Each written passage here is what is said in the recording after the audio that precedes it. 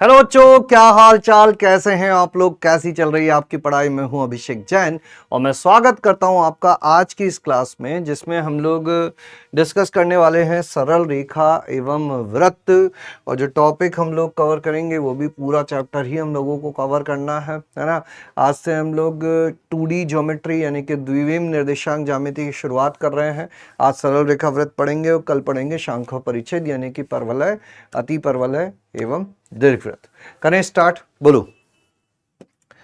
तो सबसे पहला सवाल आप लोगों के सामने है ये, फलनों एफ जी। अच्छा, ये एक्चुअली जो पिछली क्लास के क्वेश्चंस है ना, हर क्लास में मैं एक दो सवाल देता हूं जो होमवर्क के लिए होते हैं, है ना। तो ये पिछली क्लास में 2 चैप्टर अपन ने पढ़े थे, एरिया अंडर द कर्व और डिफरेंशियल इक्वेशन, है ना, वक्रों के मध्य क्षेत्रफल और अवकल समीकरण।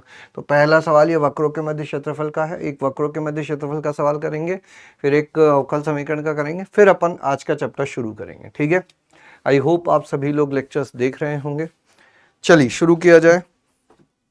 तो फलनों f, g पर विचार कीजिए, जो F X is equal to X square plus 5/12 एवं G X is equal to इसके द्वारा परिभाषित है। यदि इस क्षेत्र जो कि x इससे इसके बीच में ही रखना है और y जो है वो 0 से और minimum of F X G X रखना का क्षेत्रफल अल्फा है ना। इसका क्षेत्रफल अल्फा है, इन दोनों में से जो मिनिमम है उसको रखते हुए उसका क्षेत्रफल अल्फा है।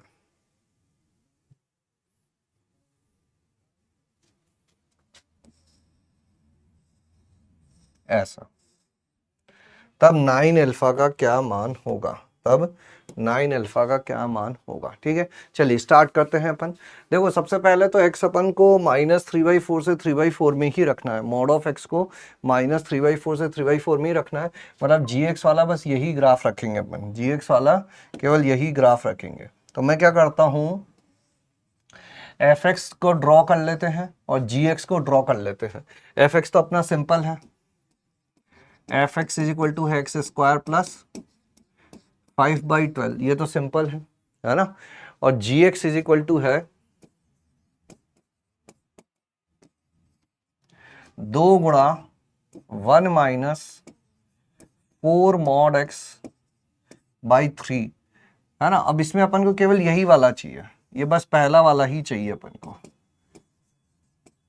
क्यों पहला वाला ही चाहिए? क्योंकि अल्टीमेटली जो क्षेत्रफल हमको चाहिए उसमें मॉड ऑफ एक्स जो है वो लेस देन 3/4 ही होना चाहिए, और mod of x less than 3/4 वाला यही है।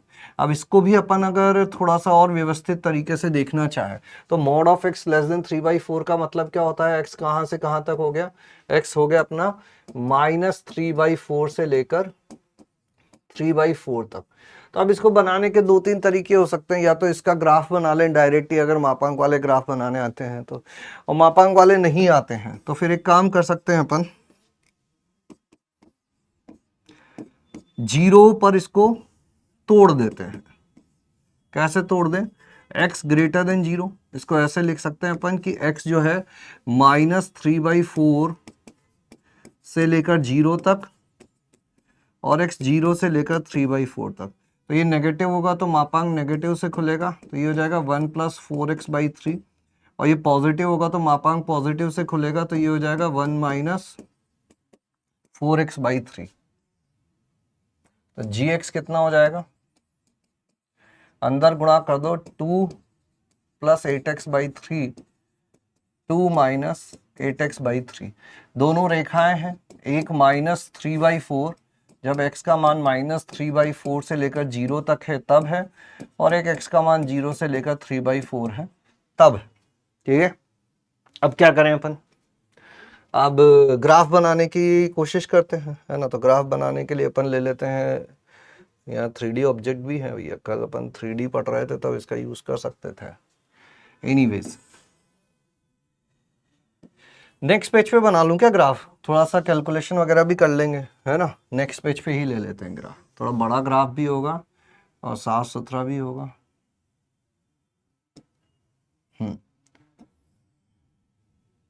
कहाँ से कहाँ तक जाना है? एक तो है एफ एक्स का ग्राफ, तो सिंपल क्या हो जाएगा अपना, एफ एक्स इधर लिख दूं मैं अगर, तो एफ एक्स तो है अपना एक्स स्क्वायर प्लस 5/12, और जी एक्स का ग्राफ दो रेखाएं होंगी, एक रेखा ये होगी, इसमें जीरो रखने पे 2 आ रहा है, इसमें भी जीरो रखने पे 2 आ रहा है, ये बढ़ते ढाल की रेखा है, मतलब लेस देन जीरो के लिए बढ़ते हुआ ढाल है।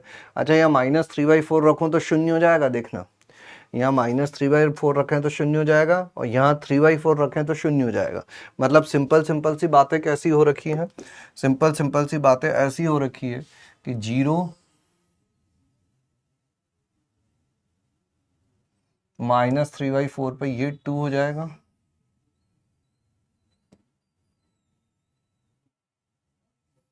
और ये ऐसा हो जाएगा -3/4, 0, 3/4, 0, 0, 2, ये तो हो गया जी एक्स। और एफ एक्स एक्स स्क्वायर, इसमें जीरो रखने पे आ रहा है 5/12, जीरो रखने पे 5/12 आ रहा है, मतलब ऑब्वियसली 2 से तो छोटा ही है, इवन ये तो 1 से क्या आधे से भी छोटा है, इधर इधर, एक इधर और एक इधर, है ना। अच्छा, इनका प्रतिच्छेदन बिंदु निकालना चाहें तो ये रेखा क्या थी, जी एक्स क्या है अपना 2 + 8x/3, जब x -3/4 से 0 है, 2 - 8x/3 जब x 0 से लेकर 3/4 है। तो यहां रख लेते हैं, क्या हो जाएगा, इसका और इसका प्रतिच्छेदन निकाल लेते हैं, तो माइनस वाला पता चल जाएगा अपन को, तो x² + 5/12, है ना। तो इधर ले आते हैं, x² -8x/3 और +5/12 -2, 12 दूना 24 -19/12, 12 से गुणा कर दो, 12x², 48x - 19 = 0, ऐसा कुछ आ गया क्या। अब बताओ इसके रूट्स क्या होंगे, 12x² प्लस 3 चौक 12, 8 चौक 32 होगा, ये 32 होगा ये, है ना। 4 से गुणा हो जाएगा एक तरह से, 12 से गुणा करेंगे तो -19। अब इसके मूल निकालने की कोशिश करो, क्या हो जाएंगे इसके मूल, 12x² प्लस 32, तो 38 और 6 टाइप की चीजें दिख रही है मुझे,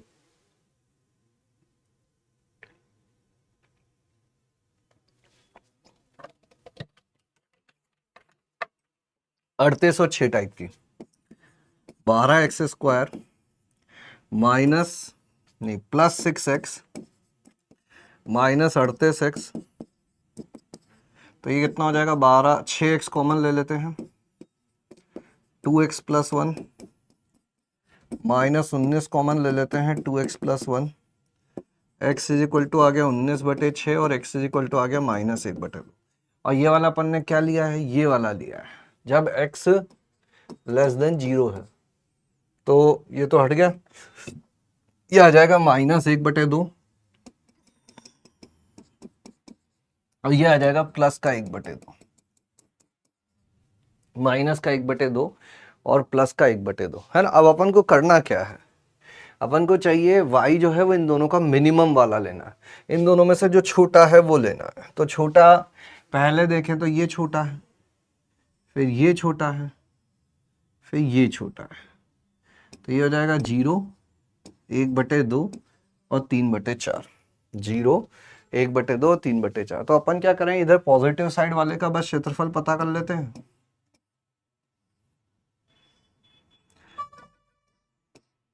और उसका डबल कर देंगे, तो ये क्षेत्रफल कितना हो जाएगा, 0 से 1/2, ये क्या है, y = x² प्लस 5/12, और प्लस 1/2 से 3/4, और कौन सा वाला लेंगे, ये वाला 2 - 8x/3 dx। अब इस पूरे को किससे गुणा कर देना, इस पूरे को गुणा कर देना 2 से, तो अपना उत्तर आ जाएगा। ठीक है, अब इसके आगे का काम तुम कर लेना, ये तुम्हारे लिए छोड़ के जा रहा हूं मैं। नेक्स्ट, ये एक अवकल समीकरण का सवाल था, इसको भी कर लेते हैं अपन, है ना। पिछली क्लास में होमवर्क दिया था। माना कि x बिलोंगिंग टू r के लिए फलन yx इस अवकल समीकरण का हल है, तब निम्न कथनों में से कौन सा सही है ना। मल्टीपल करेक्ट है ये भी। देखो क्या करें, शुरू करते हैं, इस अवकल समीकरण को हल करते हैं। इस अवकल समीकरण का हल निकालने के लिए सिंपल है, यहाँ पर इंटीग्रेटिंग फैक्टर क्या हो जाएगा, e की घात 12x, और हल क्या हो जाएगा, y गुणा e की घात 12x। अब यहां आएगा e की घात 12x गुणा cos pi by 12x dx, इसका समाकलन करना पड़ेगा। ठीक है, e की घात 12x कॉस पाई बटे 12x, तो इसको मैं अलग से ले लेता हूं, e की घात 12x cos pi by 12x dx। ठीक है, क्लियर है ये, बोलो कोई दिक्कत कोई परेशानी नहीं होनी चाहिए।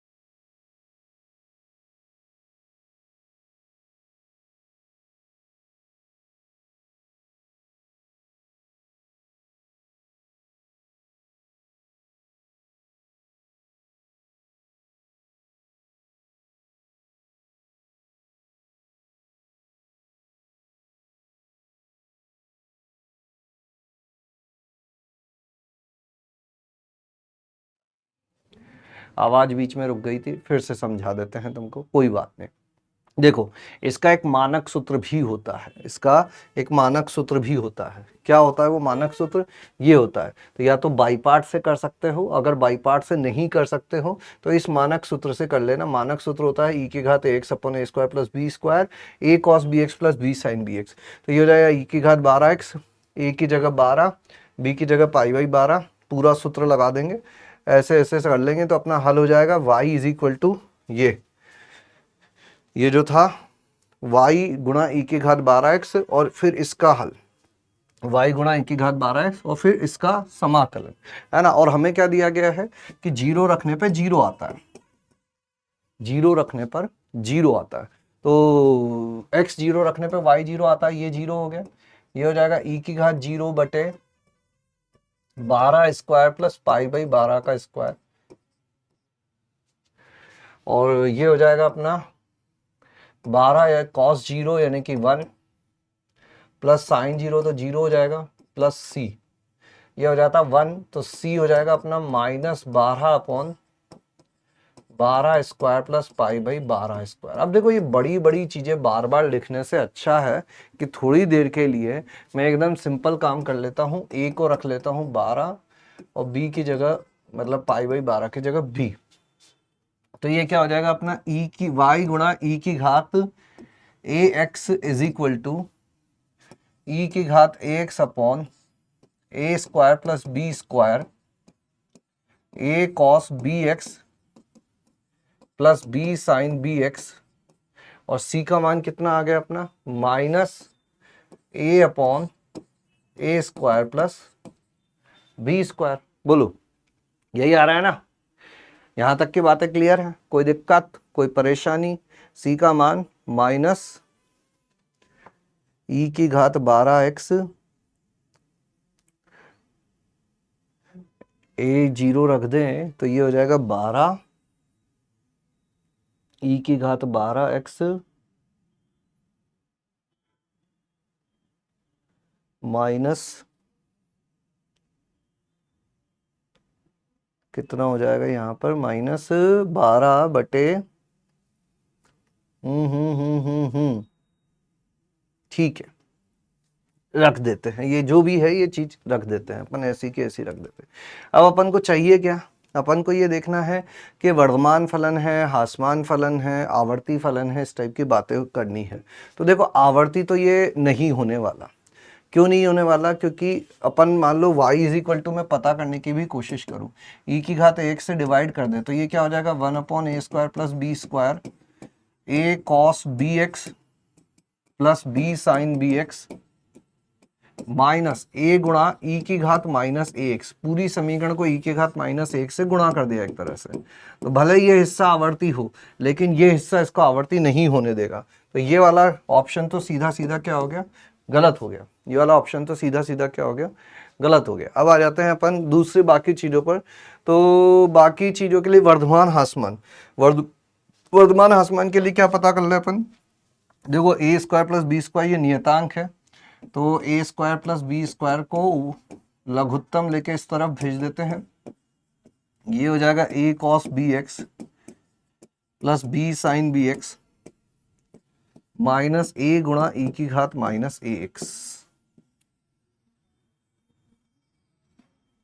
ठीक है, अब मैं अवकलन कर देता हूं।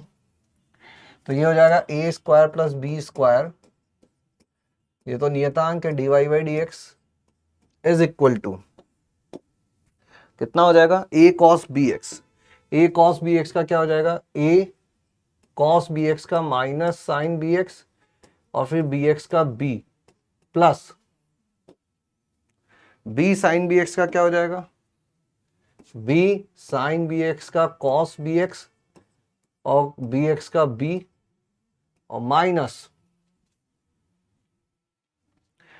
a और e की घात माइनस ax का कितना हो जाएगा, a e की घात माइनस ax का e की घात माइनस ax और फिर माइनस ax का माइनस a।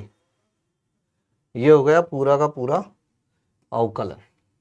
ठीक है, अब a² प्लस b², ये तो धनात्मक संख्या है, dy बाई dx। देखते हैं यहां पर क्या चीज बन गई। तो ये बन गया minus A B sine bx plus b² cos bx और ये हो गया प्लस a e की घात माइनस ax। ठीक है क्या? क्या यहां तक की बातें ठीक है? क्या यहां तक की बातें आप लोगों को ठीक लग रही हैं? कोई दिक्कत, कोई परेशानी नहीं होनी चाहिए।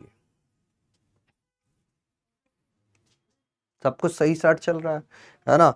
एक बार अगर हमें वर्धमान हासमान चाहिए तो अवकलन तो करना ही था, वर्धमान हासमान चाहिए तो अवकलन तो करना इच्छ था। अब देखो इनको समझते हैं कि इनका मान क्या होगा। इधर वाली चीज तो क्लियर, यहां इसको ध्यान से देखो। क्या इसको अपन ऐसे पढ़ सकते हैं क्या कि ये लिखा हुआ है अपना a sine theta plus b cos theta और इसका न्यूनतम मान कितना होता है, माइनस √a² प्लस b² से लेकर प्लस √a² प्लस b² होता है ना? तो उस हिसाब से इस राशि का न्यूनतम मान कितना होगा, minus a² b² plus b की घात 4 से लेकर plus a² b² plus b की घात 4। ये इसका अधिकतम न्यूनतम मान हो गया है ना? इसको थोड़ा सा और सिंप्लीफाई करूं मैं तो b² बाहर आ जाएगा तो minus b a² plus b² से b a² प्लस b²। ये इसका अधिकतम न्यूनतम मान होने वाला है। और ये जो राशि है अपनी, ये सदैव धनात्मक ही होगी।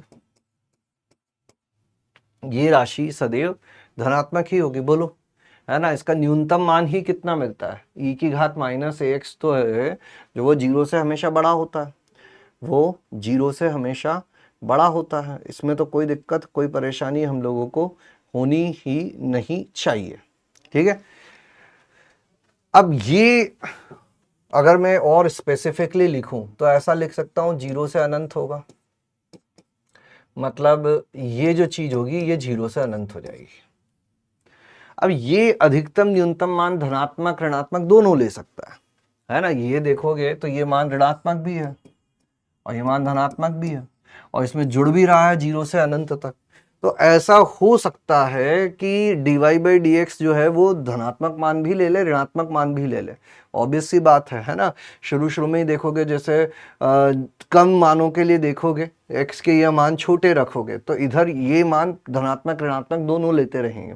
अब ये दोनों लेते रहेंगे तो इसका मतलब वो a² + b² ये तो पॉजिटिव ही है, तो dy/dx जो है ये पॉजिटिव एवं नेगेटिव दोनों मान ले सकता है।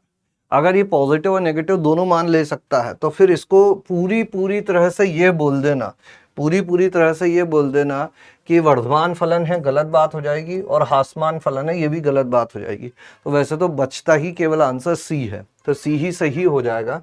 लेकिन इसको भी अपन देख लेते हैं। एक ऐसी वास्तविक संख्या बीटा है जिसके लिए y = बीटा इस वक्र के अनंत बिंदुओं पर प्रतिच्छेद करता है। अब देखो अपना जो फलन आया है, अभी अपन ने देखा कि वो कहीं वर्धमान कहीं ह्रासमान होगा। ये फलन जो होगा y वाला कहाँ था, ये फलन कहीं वर्धमान कहीं ह्रासमान होगा, क्योंकि dy/dx कहीं धनात्मक कहीं ऋणात्मक है। अब ये कहीं वर्धमान कहीं ह्रासमान होगा, मतलब ये बढ़ता घटता रहेगा। जीरो पे इसका मान निकालना चाहूं मैं, x = 0 रख दूंगा तो ये कितना हो जाएगा, cos 0 1 हो जाएगा, प्लस ये 0 हो जाएगा, माइनस a e की घात 0 1 हो जाएगा, यानी कि ये 0 हो गया। तो जीरो पे मान 0 है, इसका जीरो पे मान 0 है, और फलन कहीं बढ़ रहा है कहीं घट रहा है, कभी बढ़ेगा कभी घटेगा, कुछ भी हो सकता है कभी ऊपर का ऊपर ही रह जाए, बढ़ता घटता, ऐसे कहीं कुछ भी हो सकता है। मुझे नहीं पता कि ग्राफ कैसा जाने वाला है, ठीक है। लेकिन हाँ ये बात पक्की है कि बढ़ता घटता रहेगा। अब बढ़ता घटता रहेगा तो ऐसी वास्तविक संख्या बीटा है, ऐसी वास्तविक संख्या बीटा है जिसके लिए सरल रेखा y = बीटा, जिसके लिए सरल रेखा y = बीटा इसको अनंत मानों पर प्रतिच्छेद करेगी। बढ़ता घटता रहेगा तो ऐसी रेखा हम लोगों को मिलती रहेगी। तो ये बात अपनी सत्य हो जाती है, ऑप्शन नंबर सी करेक्ट हो जाएगा, ठीक है। चलें बढ़ाएं आगे, डन डनाडन। नेक्स्ट अब आ जाते हैं अपन अपने सरल रेखा एवं वृत्त वाले चैप्टर पर, और इसकी बातें करना स्टार्ट करते हैं, है ना। तो अब आपको थोड़ा समय में देता जाऊंगा। पहला सवाल आप लोगों के सामने है, 2024 में पूछा गया था। पहले सरल रेखाओं के कुछ सवाल करेंगे, फिर वृत्त के कुछ सवाल करेंगे। कोशिश हमारी यही रहती है कि पिछले 5 साल के एटलीस्ट सारे सवाल कर लें, ठीक है। करो।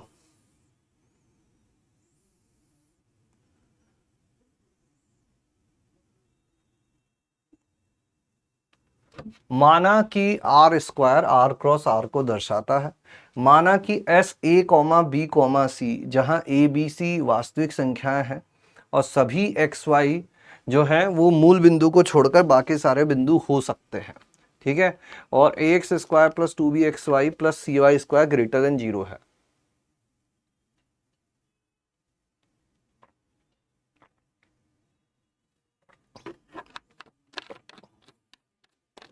तब निम्नलिखित कथनों में से कौन से कथन सत्य है, करो। ये चीज सदैव धनात्मक है, ax² + 2bxy + cy² सदैव धनात्मक है। तो अपन को ये बताना है कि क्या 2,7/6 7/2,6 इसको संतुष्ट करता है क्या। अगर ये इसको संतुष्ट करता है तो ऐसा होगा क्या। किसी के लिए रैखिक समीकरण निकाय इसके अद्वितीय हल होगा क्या, और रैखिक समीकरण निकाय के अद्वितीय हल होगा क्या। बढ़िया सवाल है, थोड़ा सा मेहनत करो, थोड़ी सी कोशिश करो, आ जाएगा। थोड़ी सी मेहनत, थोड़ी सी कोशिश करो, आ जावेगा।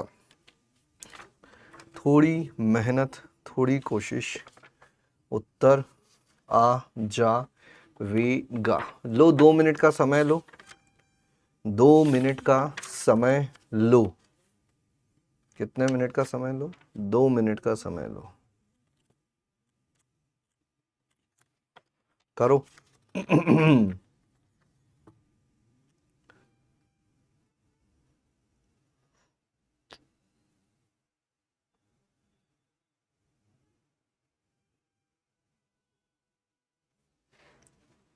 करें?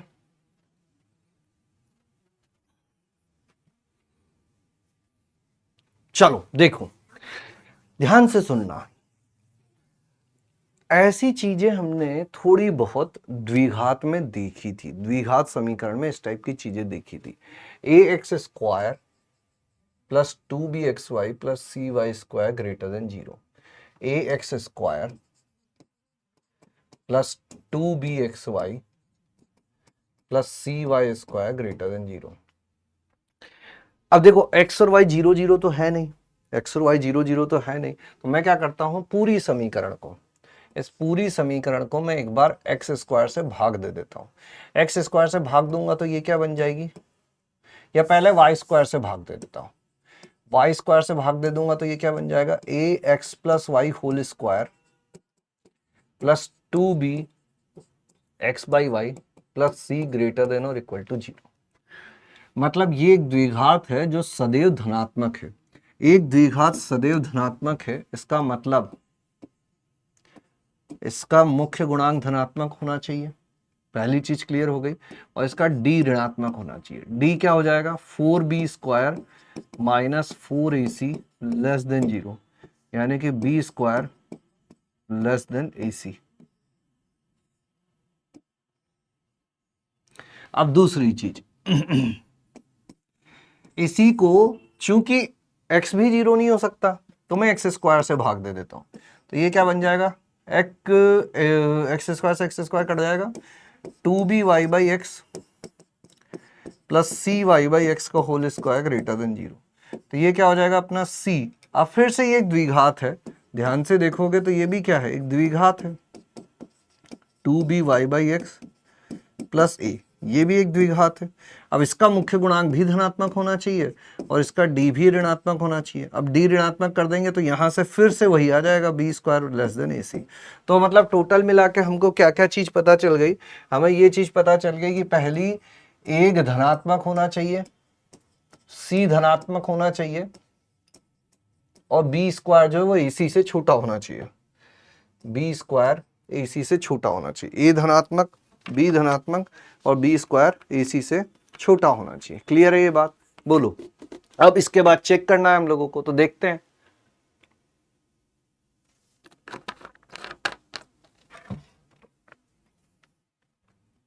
तो क्या किया जाए, ए बी सी ऐसा हो सकता है क्या, पहले ये चेक करो, है ना। तो a धनात्मक है, c धनात्मक है, b स्क्वायर यानी कि 7 7 49/4 ac यानी 6 दूनी 12 इससे छोटा है क्या, तो ये तो गलत बात है। गुणा करोगे 12 चौक 48 ही आ जाएगा, तो ये ऑप्शन गलत हो गया। ठीक है, ये दोनों धनात्मक है। अगर ये इसको संतुष्ट करता है तो b स्क्वायर ac से छोटा होना चाहिए, यानी b स्क्वायर 3 गुणा 1/12 से छोटा होना चाहिए, यानी b स्क्वायर 1/4 से छोटा होना चाहिए, यानी कि बस हो गया तो शायद आ जाएगा, है ना। 4b स्क्वायर लेस देन 1 होना चाहिए और 2b जो है वो -1 से 1 के बीच में होना चाहिए, यानी 2b जो है वो लेस देन 1 होना चाहिए। ठीक है, किसी दिए गए इसके लिए रैखिक समीकरण निकाय के अद्वितीय हल है। अद्वितीय हल कब होते हैं, दो वेरिएबल वाली रेखाओं के अद्वितीय हल कब होते हैं, जब उनका ढाल समान ना हो। ढाल समान नहीं हो तो पहले वाले का ढाल है a/b, ये तुल्य नहीं होना चाहिए किसके, दूसरे वाले का ढाल कितना हो जाएगा, -b/c के।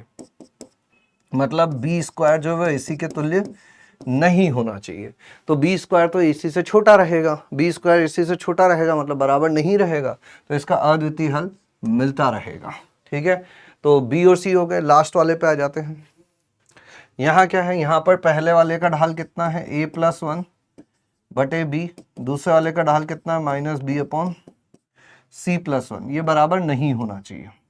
तो ये कितना हो जाएगा, AC plus A plus C plus 1, ये B स्क्वायर के बराबर नहीं होना चाहिए, है ना। अब देखो B स्क्वायर जो है वो AC से छोटा था।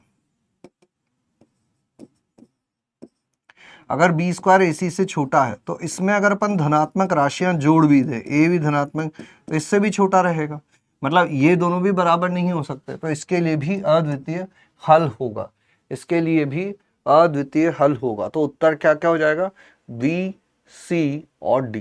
क्लियर है, कोई दिक्कत, कोई परेशानी नहीं होनी चाहिए। चलो आगे बढ़ाते हैं, अगला सवाल है ना, सवाल नंबर 2। कब का है ये, साल नहीं लिखा इसमें, ठीक है कोई बात नहीं, ये कॉम्प्रिहेंशन है, 2021 का है ये। 2024 से पहले 2021 में आया था, कम ही सवाल पूछे जाते। L1 और L2 द्वारा परिभाषित रेखाओं इसको और इसको पर विचार कीजिए। ठीक है, किसी नियत अचर लैम्डा के लिए मान लीजिए C एक बिंदु P का ऐसा बिंदु पथ है कि P की L1 से दूरी और P की L2 से दूरी का गुणनफल लैम्डा स्क्वायर है। y is equal to 2x plus 1, C को दो बिंदुओं R और S पर मिलती है, जहां R और S के बीच की दूरी अंडर रूट 270 है। मान लीजिए R S का लंब समद्विभाजक C को दो बिंदुओं R डैश और S डैश पर मिलता है। मान लीजिए R डैश और S डैश के बीच की दूरी के वर्ग का मान D है। इतनी सारी बातें हम लोगों को कह दी गई है और फिर हमको ये कहा गया है कि अब तुम लैम्डा स्क्वायर का मान बताओ और D का मान बताओ। ठीक है, तो पहले अपन बिंदु पथ पता करने की कोशिश करते हैं। L1 और L2 द्वारा परिभाषित रेखाओं पर विचार कीजिए। एक नियत अचर लैम्डा के लिए मान लीजिए C एक बिंदु P का ऐसा बिंदु पथ है कि P की L1 से दूरी और L2 से दूरी का गुणनफल लैम्डा स्क्वायर है ना। मान लेते हैं P जो है वो H, K है। तो पहली रेखा से दूरी कितनी हो जाएगी, h√2 plus K minus 1 upon under root 2 का स्क्वायर 2, ये इसका मापांक। और दूसरी रेखा क्या हो जाएगी अपनी, h√2 माइनस K अपॉन ये जो है ये लैम्डा स्क्वायर। और ये जो समीकरण आएगी उसको को C नाम दिया गया। ये क्या हो जाएगी अपनी, √2 3 हो जाएगी। ये हो जाएगा h√2 प्लस K माइनस 1 गुणा h√2 माइनस K माइनस 1। तो ये कितना हो जाएगा, h√2 का स्क्वायर माइनस K माइनस 1 का square is equal to lambda square, यानी कि 2x स्क्वायर, h की जगह x लिख दिया, √2 का स्क्वायर 2, ये हो गया माइनस y माइनस 1 का स्क्वायर, और मापांक हटाकर इधर कर दिया मैंने प्लस माइनस लैम्डा स्क्वायर। ये आ गया अपना C। इस वक्र का नाम है C। क्या नाम है इस वक्र का, C। ठीक है, ये वक्र किसको प्रदर्शित करता है, ध्यान से देखोगे तो यह वक्र एक वृत्त को प्रदर्शित करता है। यह वक्र एक वृत्त को प्रदर्शित करता है ना। अच्छा, ये 3 इधर भेज देंगे तो 3 lambda square plus minus 3 lambda square आ जाएगा। नीचे ये √2 प्लस 1 √3 इधर गुणा हो जाएगा तो 3 लैम्डा स्क्वायर आ जाएगा। ठीक है, अब आगे की बातें करते हैं। अब क्या कहा गया है हम लोगों को कि y is equal to 2x plus 1 एक रेखा है जो इसको दो बिंदुओं R और S पर मिलती है। ठीक है, ये जो वक्र है ये एक दीर्घवृत्त है, वृत्त नहीं है, एक दीर्घवृत्त है ना। मान लीजिए दीर्घवृत्त जो है वो कुछ ऐसा है।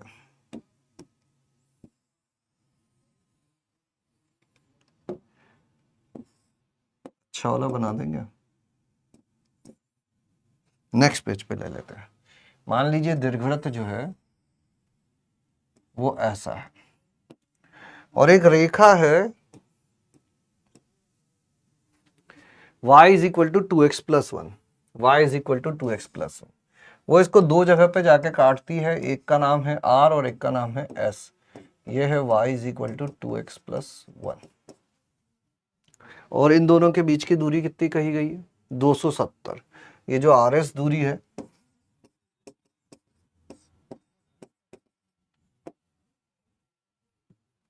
ये 270 है, ठीक है। इसकी समीकरण क्या है?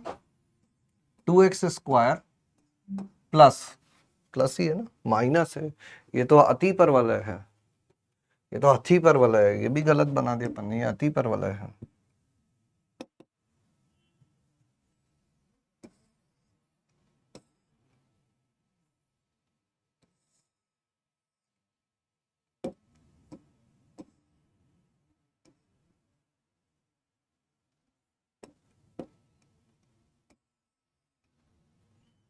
अति परवलय।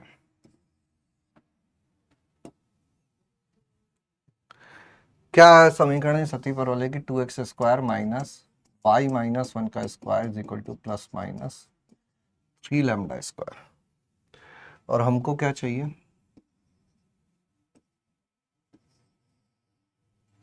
ये चीज हम लोगों को दी गई है, लैम्डा का मान निकालना है। तो एक तरीका तो क्या हो सकता है कि अपन प्रतिच्छेदी बिंदु निकालें, प्रतिच्छेदी बिंदु लैम्डा के पदों में आए और फिर उस दूरी को अपन जो है वो √270 करें और ये सारा काम करें, है ना।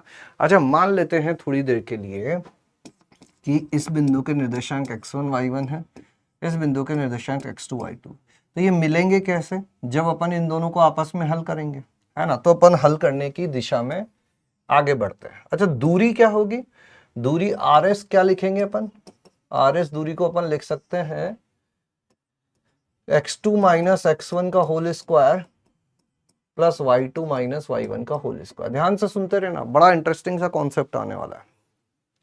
अब देखो, ये और ये को आपस में हल करें तो क्या हो जाएगा? 2x² माइनस y माइनस 1, यहां से कितना आ जाएगा? 2x। तो ये 2x का स्क्वायर हो गया is equal to plus minus 3λ² हो गया। तो ये तो बड़ा आसान हो गया काम। यहां से तो 2x² minus 4x² is equal to plus minus 3λ² हो गया। मतलब -2x² is equal to plus minus 3λ² हो गया। अब ऑब्वियसली ऋणात्मक तो ले नहीं सकते अपन, तो x² इज इक्वल टू कितना हो जाएगा अपना? 3λ²/2। तो x1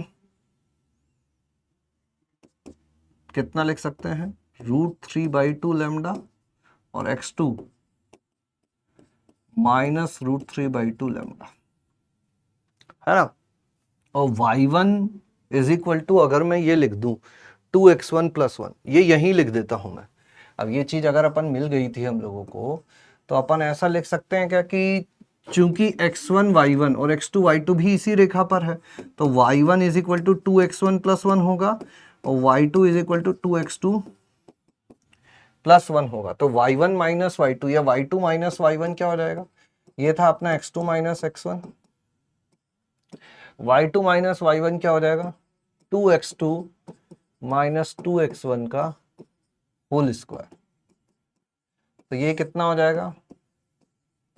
x2 माइनस x1 का होल स्क्वायर, 2 दूना 4, x2 माइनस x1 का होल स्क्वायर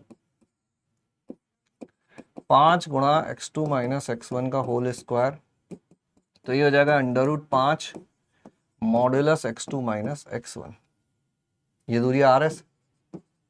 अब x2 माइनस x1 क्या होगा, है ना। अब ये इसलिए मोड लगाया गया है क्योंकि एक तो दूरी है और अपन पता नहीं ना किसको x1 मान रहे हैं किसको x2 मान रहे हैं।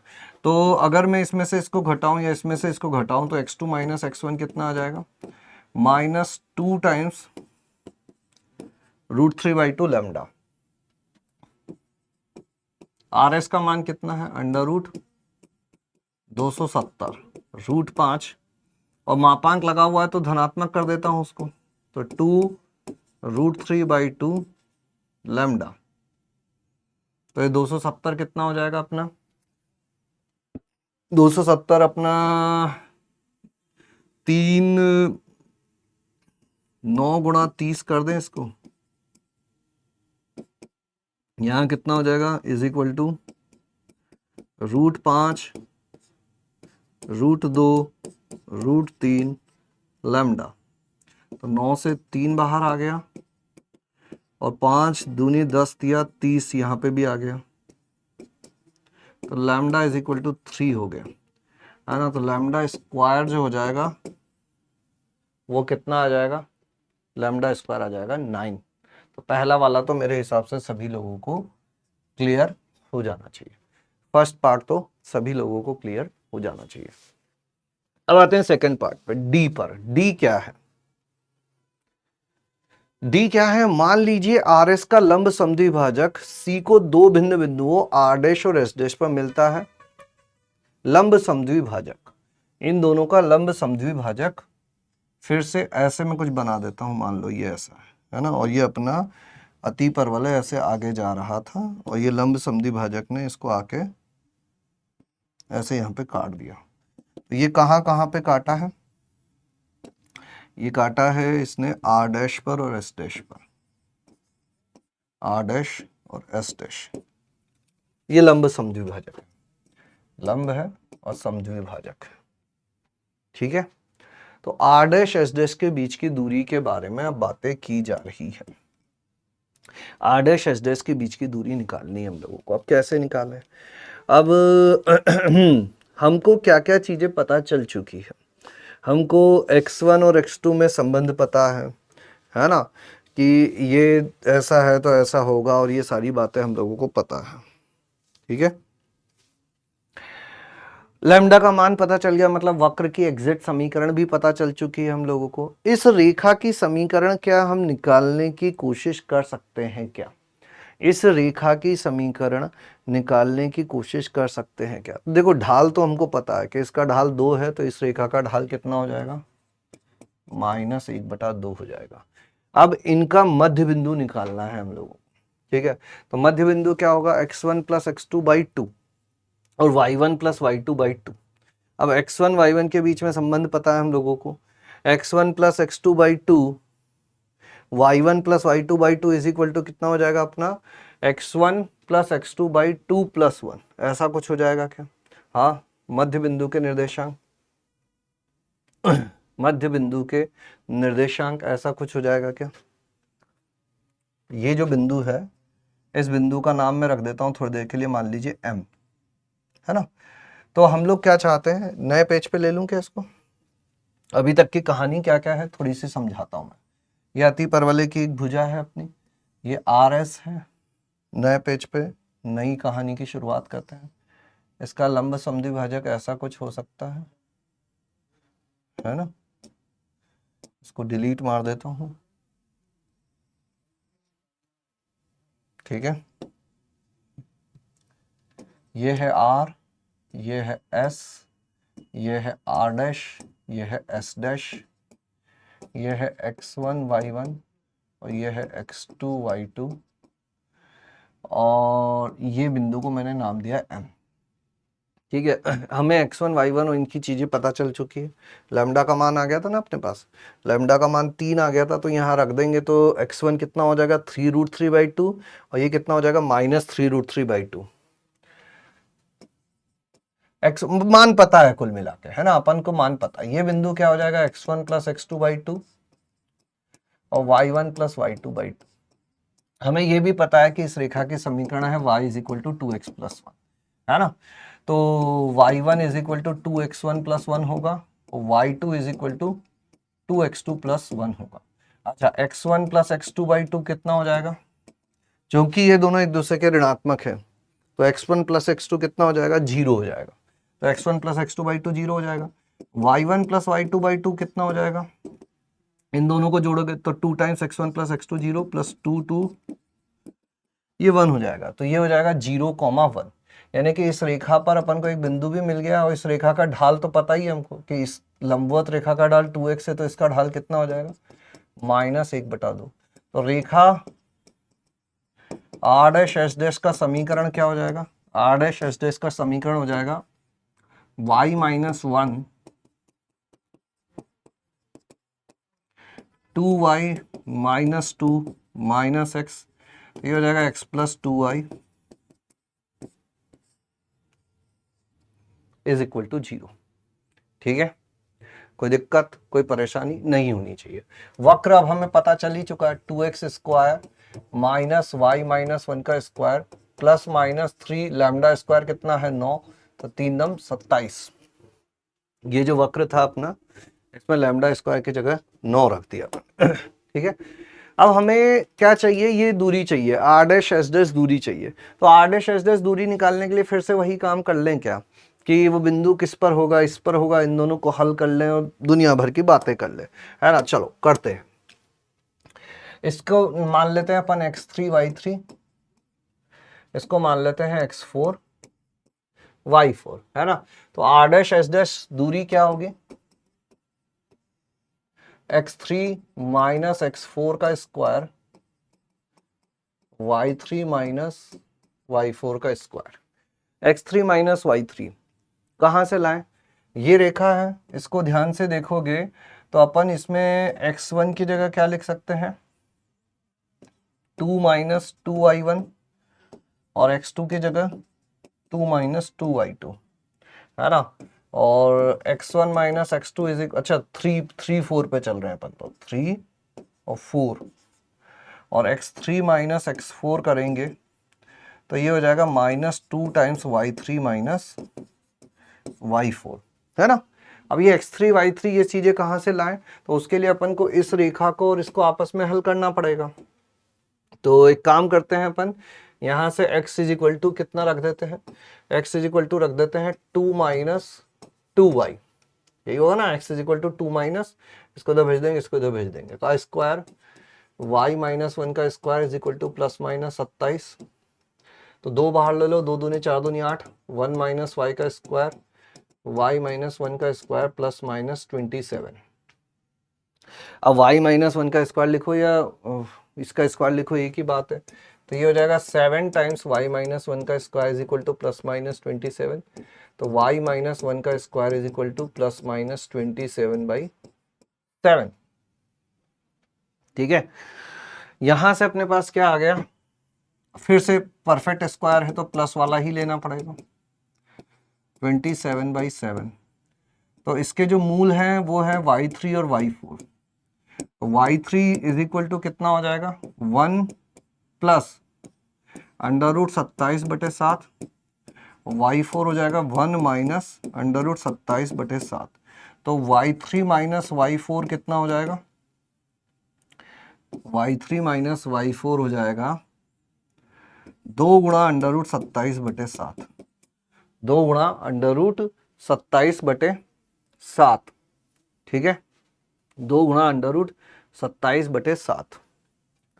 और ये दूरी को क्या कर दे अपन, r dash S dash is equal to x3 minus x4 को क्या लिख दूं मैं, -2 टाइम्स y3 माइनस y4 का square plus y3 minus y4 का स्क्वायर। तो ये हो जाएगा 2 दूनी 4 और 1 5, y3 माइनस y4 का स्क्वायर, तो r डैश एस डैश हो जाएगा अपना √5 गुणा y3 माइनस √5 गुणा 2√27/7। तो अब इसको कर लो कैलकुलेट, कितना आ रहा है ये, 27 2/7, 27 135, 27 135। और d क्या चीज है,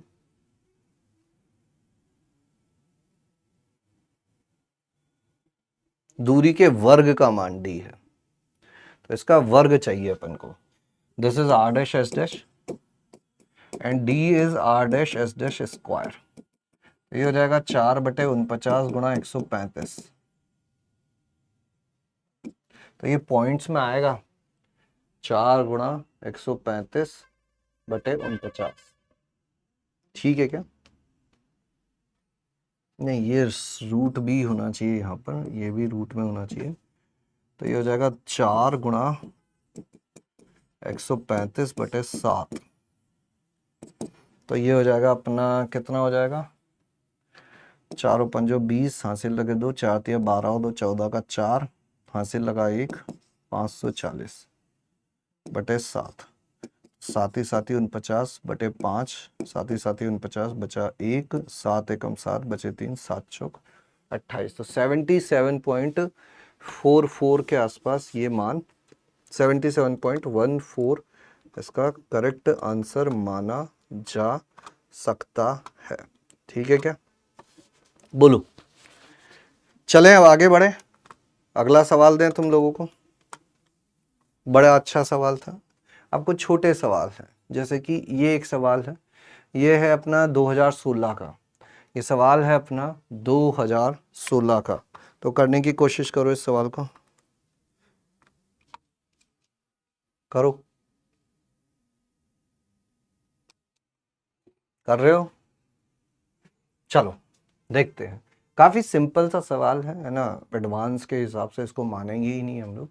माना कि ए लैम्डा म्यू जो है वो वास्तविक संख्याएं हैं। कैसी संख्याएं हैं? वास्तविक संख्याएं हैं। इन रैखिक समीकरण निकाय पर विचार कीजिए। एक है a x plus 2y is equal to lambda, और एक है 3x minus 2y is equal to mu. अनंत हल कब होते हैं? अद्वितीय हल कब होते हैं? अनंत हल कब होते हैं? कोई हल कभी नहीं। कैसे होता? सबसे पहले बात करते हैं अपन अनंत हल की। अनंत हल का अर्थ है कि दोनों रेखाएं एक ही हो गई, यानी कि अनुपात समान हो जाए। 2/-2 इज इक्वल टू लैम्डा बटे म्यू, ये अनंत हल हो जाते हैं। यहां से a/3 is equal to -1 is equal to ये आ गया, यानी कि a इज इक्वल टू -3 हो जाए और lambda is equal to minus mu हो जाए, और आसान भाषा में कहें तो a+3 0 हो जाए और लैम्डा प्लस म्यू भी 0 हो जाए। दोनों चीज़ें एक साथ होनी चाहिए। तो अनंत हल लैम्डा प्लस म्यू 0 है, तब a इज इक्वल टू -3 के लिए इसके अनंत हल हो जाएंगे। लैम्डा प्लस म्यू 0 हो गया, यानी दोनों अनुपात -1 हो गए, और a इज इक्वल टू -3 के लिए अनंत हल हो जाएंगे। तो c वाला तो हो गया है ना। a इज इक्वल टू -3 है, तो क्या लैम्डा और म्यू के सभी मानों के लिए अनंत हल है क्या? नहीं, ये वाला गलत हो गया। ठीक है, अब दूसरी चीज पे आ जाते हैं, कोई हल नहीं। कोई हल नहीं का अर्थ होता है कि रेखाएं कैसी हैं? समांतर हैं। समांतर है मतलब ढाल, ये पहले दो अनुपात तो बराबर हैं, लेकिन ये तीसरे अनुपात के बराबर नहीं होने चाहिए। यानी a इज इक्वल टू -3 ही रहना चाहिए, लेकिन लैम्डा प्लस म्यू जो है वो 0 नहीं होना चाहिए। अगर लैम्डा प्लस म्यू 0 नहीं है, कौन से कथन सही है ना?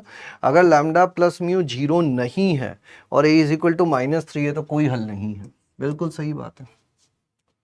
समांतर रेखाएं हो गई, और ये जो है वो आपस में अनुपात इनका उसके बराबर नहीं आ रहा। अब आ जाते हैं तीसरा अद्वितीय हल पे। अद्वितीय हल कब होता है? जब ढाल ही बराबर ना हो। पहली रेखा का ढाल क्या है? -a/2। दूसरी रेखा का ढाल क्या है? -3/2, यानी कि 3/2। तो यहां से क्या आ गया कि ढाल बराबर नहीं होने चाहिए। a जो है वो -3 के तुल्य नहीं होना चाहिए। तो अगर a -3 नहीं है, तो भले लैम्डा में कुछ भी होता रहे, इसके अद्वितीय हल होते रहेंगे। तो आंसर अपना कितना हो जाएगा? B, C और D हो जाएगा। आंसर क्या हो जाएगा? B, C और D हो जाएगा। ठीक है, क्लियर है? चलिए फिर आगे बढ़ते हैं, और अब कुछ अपन सवाल करते हैं वृत्त के। ये एक मैं होमवर्क दे रहा हूँ स्ट्रेट लाइन का, इसको अगली क्लास में करना है अपन को। और अब आ जाते हैं अपन कुछ वृत्त के सवालों पर।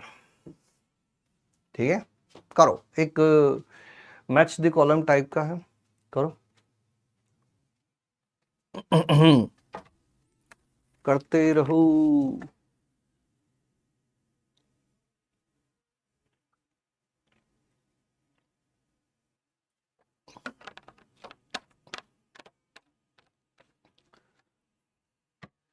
माना कि सरल रेखा y is equal to 2x एक वृत्त जिसका केंद्र क्या है? 0, अल्फा, जहां अल्फा ग्रेटर देन 0 है और जिसकी त्रिज्या r है,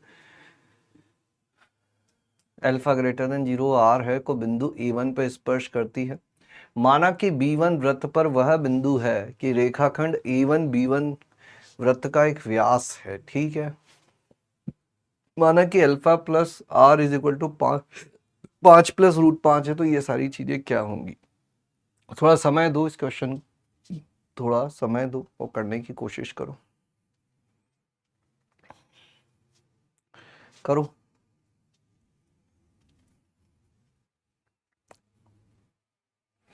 बनाओ डायग्राम।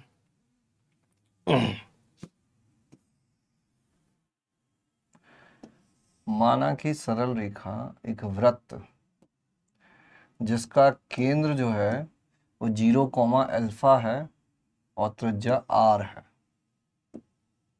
0, है और त्रिज्या r है।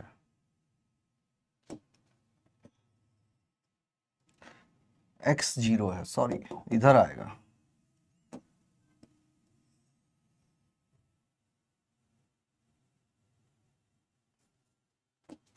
जीरो कोमा अल्फा और त्रिज्या r है और y is equal to 2x रेखा है।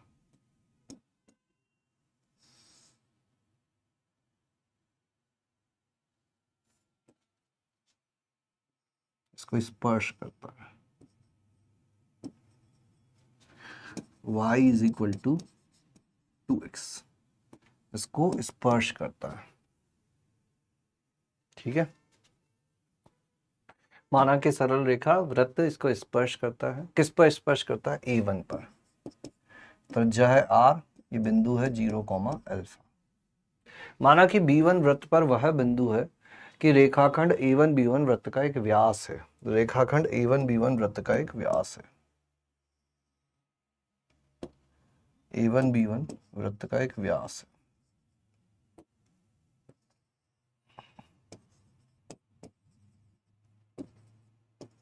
ये है अपना 0, ठीक है। अल्फा प्लस r जो है वो 5 प्लस रूट 5 है। इसको अपन अभी थोड़ी देर बाद देखेंगे। फिलहाल अपन आगे बढ़ते हैं और कहानी को शुरू करते हैं।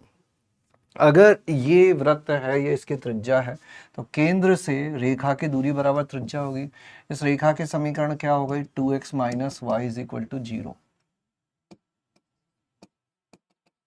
दूरी कितनी हो जाएगी? x की जगह 0 minus Y upon under root 2 का स्क्वायर 5 इज इक्वल टू त्रिज्या r के तुल्य हो जाएगी, है ना। तो यहां से alpha by root 5 is equal to plus minus r लिख सकते हैं। अब देखो r जो है वो त्रिज्या है, ये भी धनात्मक है, अल्फा भी धनात्मक है, मतलब सीधा सीधा अपन ऐसा लिख सकते हैं। तो अल्फा इज इक्वल टू कितना हो जाएगा? √5r। Alpha is equal to √5r लिख दूं मैं, तो √5r plus r is equal to, यहाँ भी √5 कॉमन ले लो तो √5 प्लस 1 हो जाएगा। ये अंदर भी √5 प्लस 1 है, तो r इज इक्वल टू कितना आ गया? √5। r इज इक्वल टू √5 आ गया, तो अल्फा कितना हो जाएगा? 5। तो r हो गया √5 यानी कि 2, अल्फा हो गया 5 यानी कि 4। ठीक है, अब अपन को चाहिए ये बिंदु। तो ये बिंदु क्या हो जाएगा? 0,5 का इस रेखा पर लंबपात कैसे निकालेंगे? x की जगह 0 बटे इसका गुणांक, y की जगह 5 बटे इसका गुणांक। लंबपात निकालना है तो बिंदु को संतुष्ट करवा दो। 0 माइनस 5 बटे 5, तो x बटे 2, y माइनस 5 बटे माइनस 1, 1 हो जाएगा। तो x इज इक्वल टू आ जाएगा 2 और x इज इक्वल टू आ जाएगा 2 और y इज इक्वल टू कितना हो जाएगा? -1 यानी कि 4। ये हो गया 2,4 यानी कि A1 हो गया अपना 5 और इसका उधर लेना है अपन को, तो 0 तो -2 होगा एक तो, और मध्य बिंदु 5 आना चाहिए तो 6 हो जाएगा। ये -2,6 होगा, क्यों? क्योंकि ये मध्य बिंदु होना चाहिए, व्यास का दूसरा सिरा है। तो ये हो जाएगा 0, 6, 4, 10 बटे 2, 5। तो अपना उत्तर हो जाएगा 4, 2, 5, 3।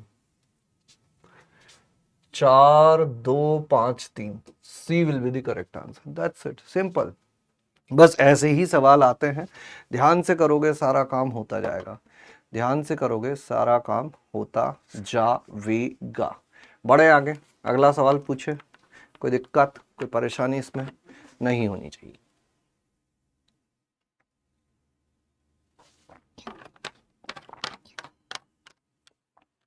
पानी पीते रहा करो भैया बीच बीच में। चलो दूसरा सवाल है जेईई एडवांस 2023 का। माना कि C1 एक वृत्त है जिसकी त्रिज्या 1 और केंद्र मूल बिंदु है, बहुत बढ़िया। C2 एक वृत्त है जिसकी त्रिज्या r है, जहां r 1 से 3 के बीच में है और केंद्र बिंदु 4,1 पर स्थित है। C1 और C2 के दो भिन्न उभयनिष्ठ स्पर्श रेखाएं PQ व ST खींची जाती हैं। स्पर्श रेखा PQ वृत्त C1 को P पर और C2 को Q पर स्पर्श करती है।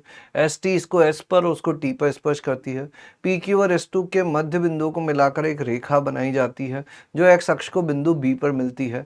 यदि AB बराबर 5√5 है तब r स्क्वायर का मान कितना है? बातें बहुत सारी हैं लेकिन उतना कठिन नहीं है। शुरू करें। सबसे पहले तो त्रिज्या केंद्र मूल बिंदु है, केंद्र मूल बिंदु बना देता हूं और त्रिज्या इकाई बना देता हूं। ये हो गया आपका 0,0 और 1।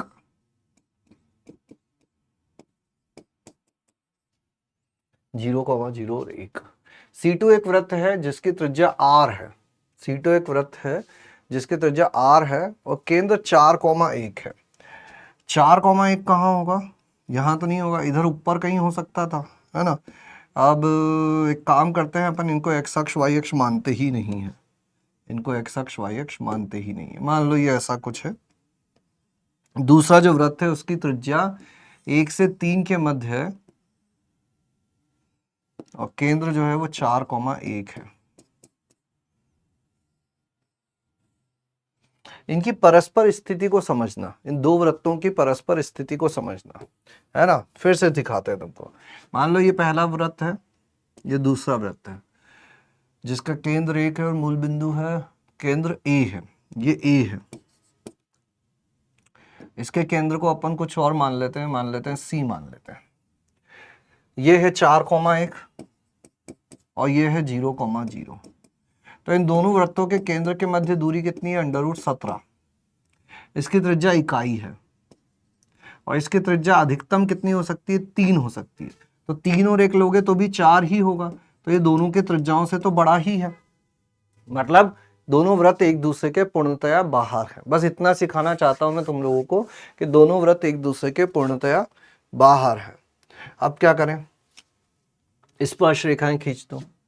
एक स्पर्श रेखा ऐसी है, एक स्पर्श रेखा ऐसी है,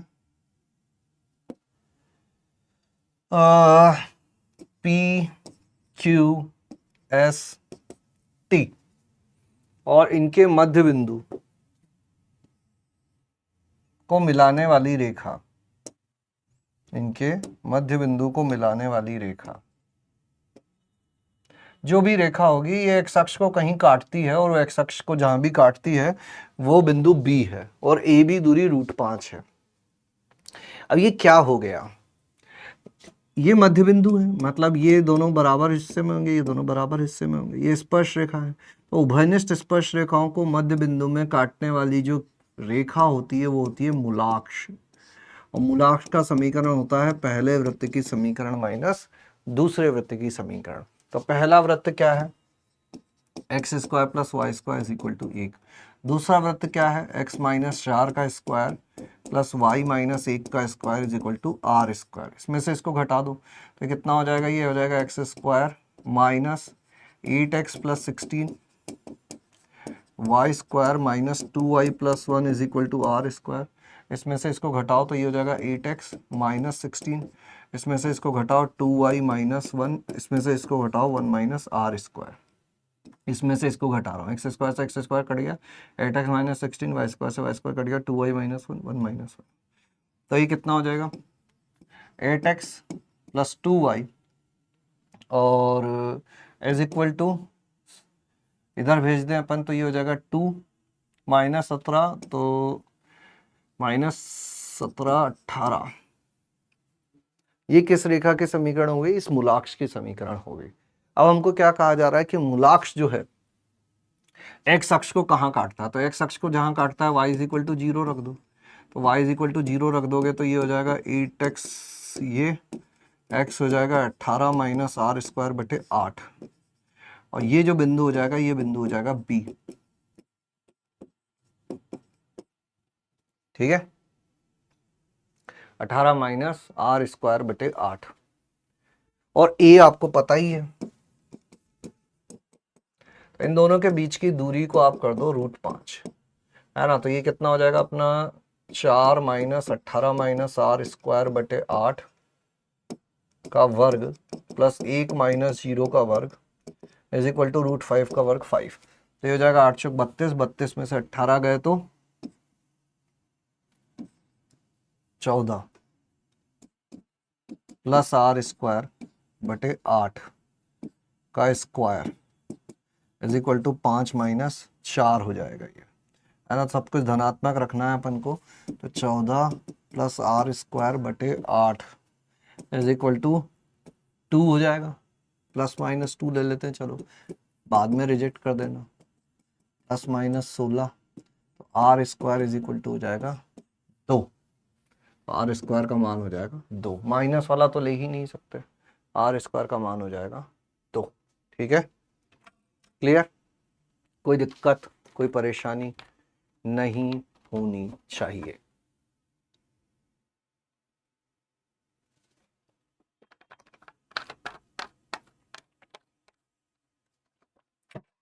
चलिए आगे बढ़ाते हैं कहानी को। एक और सवाल,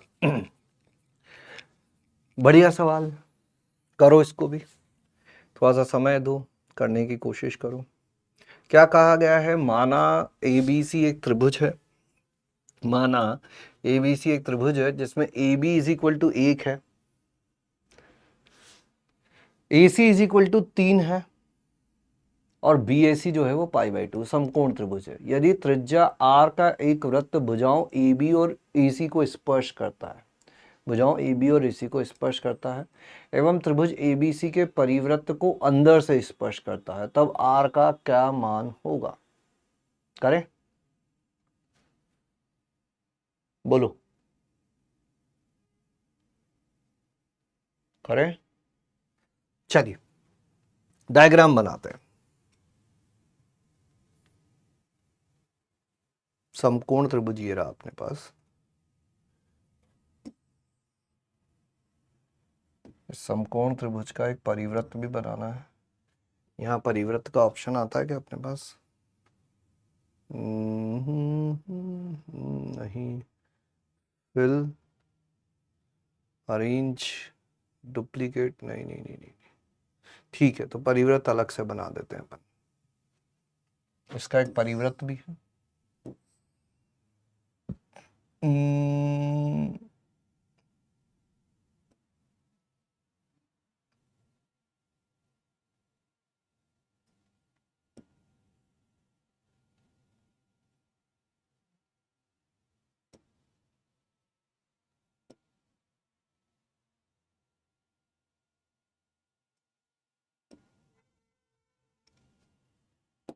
ऐसी कुछ बातें ऐसी कुछ बातें हैं।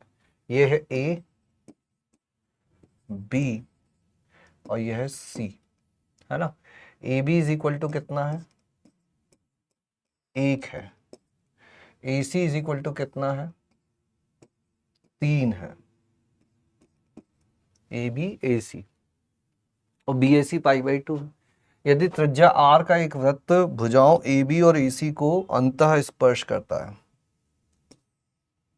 और साथ में इस परिवृत्त को भी स्पर्श करता है,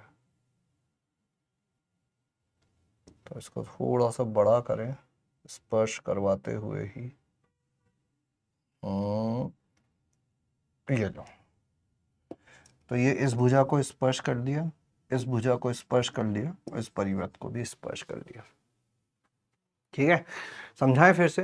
ABC एक त्रिभुज है जिसमें AB 1 इकाई है, AC 3 इकाई है, कोण BAC π/2 है। यदि त्रिज्या R ग्रेटर देन 0 का एक वृत्त भुजाओं AB, भुजा AC एवं त्रिभुज ABC के परिवृत्त को अंदर से स्पर्श करता है, तब R का क्या मान होगा? इस अंदर वाले त्रिभुज की त्रिज्या का क्या मान होगा, अंदर वाले वृत्त की त्रिज्या का क्या मान होगा? ठीक है, देखो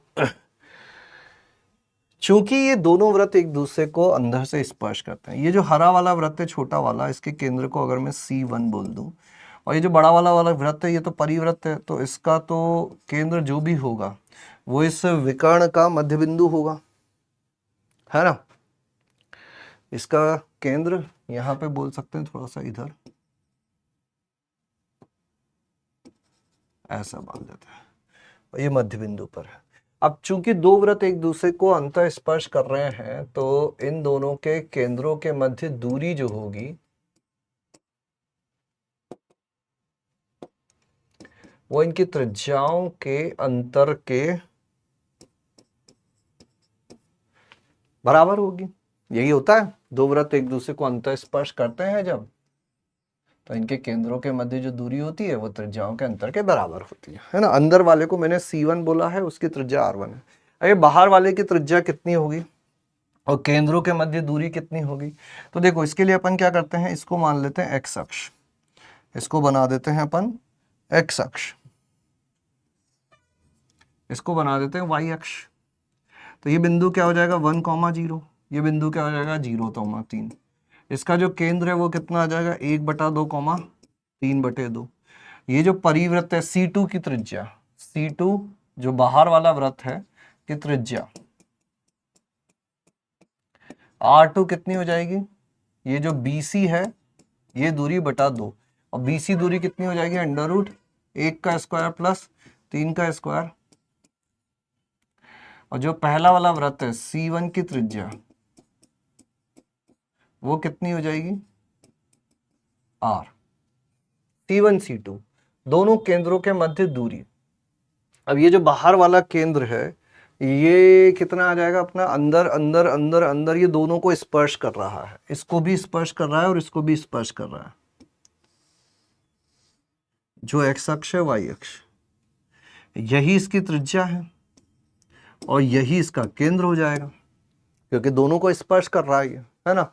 तो इसका केंद्र क्या हो जाएगा, C1 का केंद्र क्या है, इसका केंद्र तो आ गया अपना 1/2, 3/2, और इसका केंद्र हो जाएगा अपना R, R। तो C1 C2 इनके बीच की दूरी कितनी हो जाएगी R - 1/2 का स्क्वायर प्लस R - 3/2 का स्क्वायर इज इक्वल टू इनके त्रिज्याओं के मध्य की दूरी, तो ये हो जाएगा R1 और √10/2, R1 और √10/2। ठीक है, अब यहां से R का मान निकालना है, यहां से R का मान निकालना है, तो कर लें क्या, या अंडर रूट कर दो या फिर इधर वर्ग कर दो।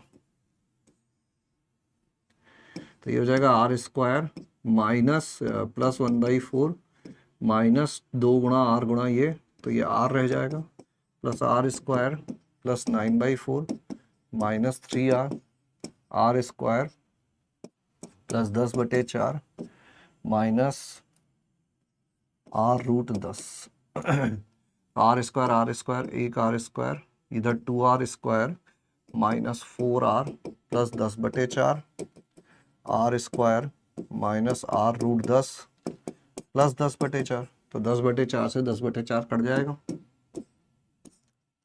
इधर भेज दो R² minus 4R plus R√10 is equal to 0। तो R इज इक्वल टू एक R पूरा काट दें, है ना, तो 4 minus √10 will be the answer. 4 minus √10 सही उत्तर हो जाएगा, 4 minus √10 will be the correct answer. 4 minus √10 सही उत्तर हो जाएगा। ठीक है, बढ़े आगे, फिर करें अगला सवाल। कोई दिक्कत कोई परेशानी नहीं होनी चाहिए। अच्छा, ये बड़ा अच्छा सवाल था, 2022 का ये सवाल, करो सभी लोग। माना कि त्रिज्या R ग्रेटर देन 0 का एक वृत्त G है, माना कि समान त्रिज्या R ग्रेटर देन 0 वाले n वृत्त G1 G2 up to Gn है। मान लीजिए n वृत्तों में से प्रत्येक वृत्त G को बाह्य स्पर्श करता है। इसके अलावा I इज इक्वल टू इस सबके लिए सारे वृत्तों को भी बाह्य स्पर्श करता है। ठीक है, GI प्लस 1 को बाह्य स्पर्श करता है। ठीक है, देखो समझाते हैं तुमको क्या है। एक बड़ा सा वृत्त है G और फिर बहुत सारे छोटे छोटे वृत्त हैं G1 G2 Gn, सब एक दूसरे को बाह्य स्पर्श कर रहे हैं और ऐसी कुछ सिचुएशन बन रही है। ये एक बड़ा वृत्त है, फिर बहुत सारे छोटे छोटे वृत्त, छोटे छोटे छोटे छोटे, ये यहां है मान लो। अब एक दूसरा वृत्त है जो इसको स्पर्श करता है और उसको भी स्पर्श करता है। फिर एक और ऐसा डुप्लीकेट मार दें तो वो इसको स्पर्श करता है और इसको भी स्पर्श करता है। एक और डुप्लीकेट मार दें तो इसको स्पर्श करता है और इसको भी स्पर्श करता है। ऐसे चल रही है कहानी, है ना। ये बड़ा वाला जो वृत्त है इसका नाम G है। और बाकी ये यहाँ से G1 से स्टार्ट करें तो ये G1, फिर G2, फिर G3 और ये Gn, G1 G2 G3 और Gn, ये कहानी ऐसे चलता रहेगा, पूरा घूम के आएगा, पूरा घूम के आएगा। ठीक है, तब निम्न कथनों में से कौन सा कथन सत्य है? यदि n इतना है तो r ये होगा। अच्छा, ये छोटे छोटे वाले जो वृत्त है इनकी त्रिज्या स्मॉल r है और बड़े बड़े वालों की कैपिटल R है।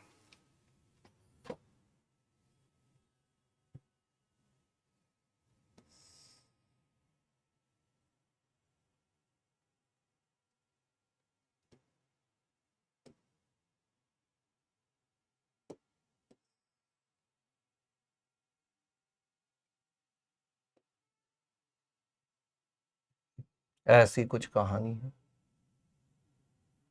है ना। ये एक रेखा नहीं होगी, है ना, ये थोड़ा सा ऐसे टिल्टेड होगी है। थोड़ा सा हाथ से ही बना देते हैं अपन ताकि साफ सुथरी दिखें चीजें अपन को।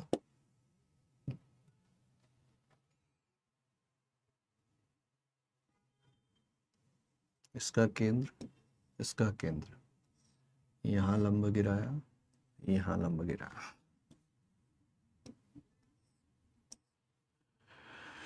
साफ डायग्राम बनाना बहुत जरूरी है, नहीं तो आगे की चीजें बिल्कुल गड़बड़ हो जाएंगी अपनी।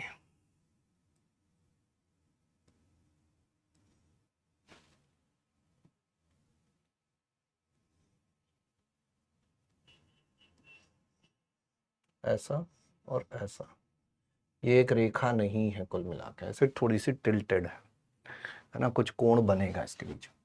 और यहाँ इसके केंद्र से मिला देंगे इसको, ये हो जाएगा, ये हो जाएगा। ऐसी कुछ कहानी है ना। और साफ सुथरे तरीके से दिखाने की कोशिश करूं तो मैं तो ऐसा बोल सकते हो कि एक उभयनिष्ठ स्पर्श रेखा यहां से मैंने खींची इनके केंद्र से, है ना, और इसका केंद्र है, इसका केंद्र है, तो इसके केंद्र से लंब गिराएंगे, ऐसा कुछ गिरेगा इस रेखा पर।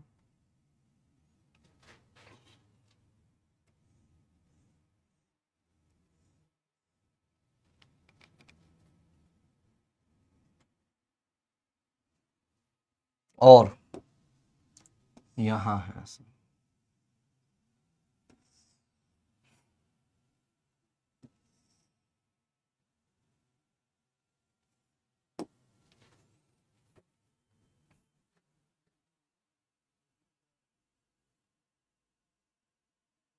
ठीक है।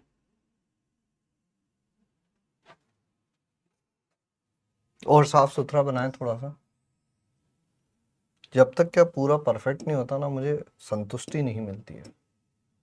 ये उभयनिष्ठ स्पर्श रेखा है, तो केंद्र से इस पर लंब गिराएंगे और इस पे लंब गिराएंगे।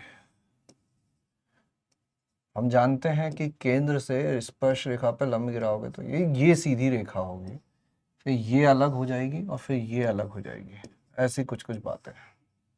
ठीक है, तो यहाँ ये बनने वाला है अपना एक फिर इधर बनेगा एक, इधर बनेगा एक। ये ज़्यादा सही और क्लियर रिप्रेजेंटेशन हो गया, ज़्यादा सही और क्लियर रिप्रेजेंटेशन हो गया।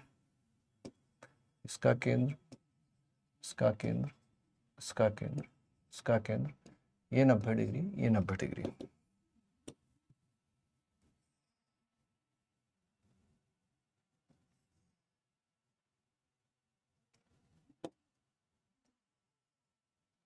नब्बे डिग्री, 90 डिग्री। इसका केंद्र जीवन है, वृत्त का नाम है जीवन, तो ठीक है। इसकी त्रिज्या जो है वो स्मॉल आर है, इसकी त्रिज्या कैपिटल आर है। समझ गए बात को? अब देखो, अब सवाल शुरू करते हैं अपन। अच्छा, ये कितने कोण बनेंगे टोटल?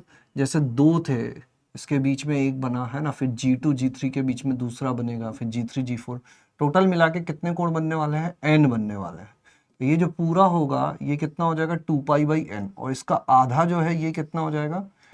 2π/2n, यानी कि π/n। ये जो कोण है ये कितना आ जाएगा? π/n आ जाएगा। ये जो पूरा कोण है, ये पूरा कोण होगा 2π/n, और इसका जो आधा कोण होगा ये हो जाएगा π/n। ये कितना हो जाएगा? π/n। ये जो त्रिज्या है ये है r, ये नहीं, ये दूरी r है। यहां से इतनी दूरी की बात करें तो वो r है, और ये वाली जो दूरी है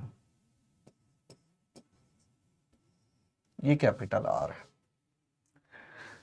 ठीक है, अब इस त्रिभुज को मैं अलग से बनाऊं तुम्हारे सामने तो ये ऐसा कुछ दिखेगा। 90 डिग्री, π/n, R, और ये capital R small r, π/n है, ये π/n है। ठीक है, तो अपन क्या लिख सकते हैं? ये लंब है और ये कर्ण है, तो sin π/n is equal to लंब बटे कर्ण।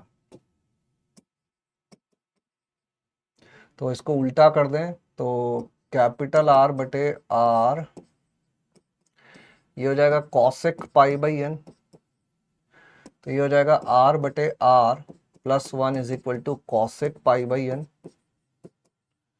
तो R बटे R इज इक्वल टू हो जाएगा cosec π/n माइनस 1, और capital R is equal to हो जाएगा small r cosec π/n minus 1, है ना? ऐसा क्यों किया मैंने? क्योंकि हमको इसी टाइप की चीजें चाहिए कि कब क्या होगा, कब क्या नहीं होगा। यही सारी चीजें हम लोगों को देखनी है, यही सारी चीजें हम लोगों को देखनी है। बोलो हाँ है ना? क्या यहाँ तक की बात क्लियर है? क्या यहाँ तक की बातें क्लियर है? क्या यहाँ तक की बातें क्लियर है? बोलो। अब क्या करें, अपन एक एक ऑप्शन को चेक करते जाते हैं। ठीक है, तो पहला ऑप्शन क्या कहता है कि n इज इक्वल टू 4 है ना? मैं यहाँ पे लाकर लिख लेता हूँ उस चीज को, r इज तो यहीं पे कर लेते हैं ना। चलो, पहला ऑप्शन है अपना n इज इक्वल टू 4, तो ये कितना हो जाएगा? r cosec π/4, cosec π/4 हो जाएगा √2। तो पहले ऑप्शन में क्या आ गया? अगर n इज इक्वल टू 4 है तो r is equal to r times √2 minus 1 हो जाएगा। r is equal to r times √2 minus 1 हो जाएगा। तो ये तो बराबर हो गया, इसमें बोल रखा है कि r इससे छोटा है, तो ये बात तो क्या हो गई? गलत हो गई। दूसरे पे आते हैं, n इज इक्वल टू 5 है। जब n इज इक्वल टू 5 होगा, B option, capital R is equal to क्या है? Small r। n is equal to 5 लिख दे तो cos π/5, cosec π/5 माइनस 1। अब ये cosec π/5, अब cosec π/5 कहाँ से लेकर आए? तो इसके लिए अपन को थोड़ा सा अप्रोक्सीमेशन करना पड़ेगा। क्या अप्रोक्सीमेशन करना पड़ेगा? कि देखो, साइन के बात करें अपन तो साइन का ग्राफ ऐसा होता है बढ़ता हुआ अपना, है ना? जितना आगे बढ़ेंगे, सबसे पहले π/6, उससे बड़ा फिर π/5, π/4, π/3। तो साइन π/6 जो है वो साइन π/5 से छोटा होगा। इसका मतलब cosec π/6 जो है इसका व्युत्क्रम cosec पाई बाई 5 से बड़ा होगा, ये हो जाएगा 2 और ये हो जाएगा कॉसेक पाई बाई 5। तो ये हो जाएगा 2 minus 1 cosec pi by 5 minus 1, है ना। तो 2 माइनस 1 यानी कि 1 जो है वो कॉसेक पाई बाई 5 माइनस 1 से छोटा है। आर जो है वो आर गुणा कॉसेक पाई बाई 5 माइनस 1 से कैपिटल आर। ये हो गया अपना आर और ये हो गया कैपिटल आर। तो आर जो है वो छोटा हो जाएगा, तो ये भी गलत हो गया, रिवर्स है, स्मॉल आर छोटा होना चाहिए, ये बी ऑप्शन हो गया। सी ऑप्शन पर आते हैं। n इज इक्वल टू 8 है। अब n इज इक्वल टू 8 है तो अपन को कॉसेक पाई बाई 8 के आसपास की बातें करनी पड़ेंगी। किसके आसपास की बातें करनी पड़ेंगी? कॉसेक पाई बाई 8 की बातें करनी पड़ेंगी। अब कॉसेक पाई बाई 8 को कहाँ से लाएं? तो अब यहाँ पे फिर से √2 टाइप चीजें दिख रही है। तो देखो अगर पाई बाई 8 पाई बाई 4 से छोटा है तो कॉसेक तो जो है वो कैसा ग्राफ होता है? साइन बढ़ता हुआ है तो कॉसेक घटता हुआ है, तो रिवर्स हो जाती है चीजें। जैसे यहाँ हो गई कॉसेक पाई बाई 6 जो है उससे छोटा है, तो cosec pi by 8 cosec pi by 4 से बड़ा हो जाएगा, कॉसेक इससे बड़ा हो जाएगा। तो कॉसेक पाई बाई 8 और फिर इसमें अपन को -1 करना पड़ेगा, तो कॉसेक पाई बाई 8 -1 ये हो जाएगा √2 -1 से बड़ा हो जाएगा, और उसको किससे गुणा कर दे? r गुणा कॉसेक पाई बाई 8 -1 r गुणा √2 -1 से बड़ा हो जाएगा, ये हो जाएगा कैपिटल R गुणा √2 -1। और लास्ट है D। n जब 12 होगा, n 12 होगा तो अपन को चाहिए होगा कॉसेक पाई बाई 12। और फिर यहाँ पे देखें तो अपन को कैसी चीजें दिख रही है? √3 टाइप की चीजें दिख रही है। अब √3 टाइप की चीजें कहाँ से लाएं? तो कॉसेक पाई बाई 12 का तो अपन मान भी निकालने के बारे में सोच सकते हैं, है ना। साइन पाई बाई 12 यानी कि साइन कितना? 15 डिग्री। तो कितना? साइन 45 माइनस 30 कर दे तो sine 45 cos 30 minus cos 45 sine 30, तो ये हो गया √3 -1/2 √2। तो इसका रिवर्स हो जाएगा। ये हो जाएगा अपना 2 √2 अपॉन √3 -1 है ना, ये इसका मान हो गया। तो इसमें r गुणा कर दें तो ये अपना कैपिटल R हो जाएगा क्या? तो देख लेते हैं, यहाँ पर पहले इतनी ही चीज को देखते हैं। कॉसेक पाई बाई 12 कितना था? 2 √2 अपॉन √3 -1। अब यहाँ पे परिमेयकरण कर देते हैं, √3 + 1 से गुणा भाग कर देते हैं, √3 + 1 से गुणा भाग कर देते हैं। तो ऊपर कितना हो जाएगा? अंदर गुणा कर दोगे तो 2 √6 + 2 √2, या ऐसा ही लिखा रहने देता हूँ।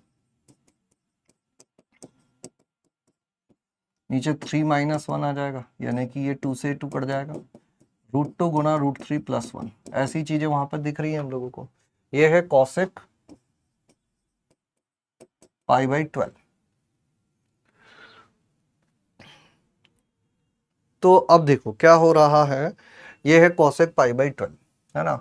काम करता हूं मैं, इधर नेक्स्ट पेज पे ही ले लेता हूं। कॉसेक पाई बाई 12 कितना आ गया? √2 गुणा √3 + 1। तो कॉसेक पाई बाई 12 -1 ये कितना हो जाएगा? √2 गुणा √3 + 1 -1। इस पूरे में r गुणा करेंगे, तो इसमें भी r गुणा कर दो, इसमें भी r गुणा कर दो। ये चीज हो गई अपनी कैपिटल R। √2 √3 -r। अब देखो r कैसे मिल रहा है? इसमें से जब एक धनात्मक राशि को घटाया जा रहा है तब r मिल रहा है, मतलब r बड़ा है, r छोटा है। कैसा हो जाएगा r? मान लो ये 25 है, 25 में से जब 5 को घटाया जाता है तब 20 मिलता है, तो r जो हो जाएगा वो इससे कैसा हो जाएगा? छोटा हो जाएगा। इसमें से कोई राशि घटाने पर वो प्राप्त हो रहा है, तो r will be less than r root 2 गुणा root 3 plus 1, r will be less than, तो ये भी सही हो गया। तो सी और डी जो है वो इसके सही आंसर हो जाएंगे। ठीक है, चलिए आगे बढ़ाते हैं कहानी को।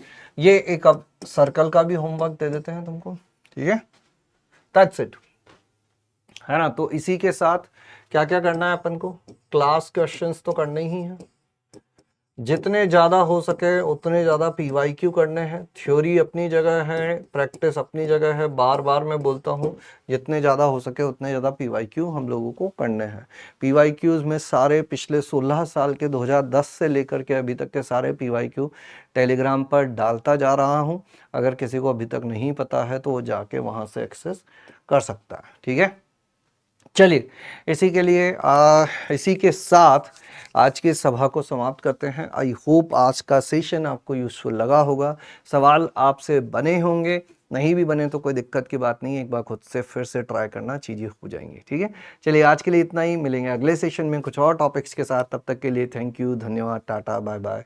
स्वस्थ रहें, मस्त रहें, खुश रहें, पानी पीते रहें, अच्छा खाएं और सबसे ज़रूरी चीज़ प्यार लुटाते रहें। Thank you, all the very best for JEE advance.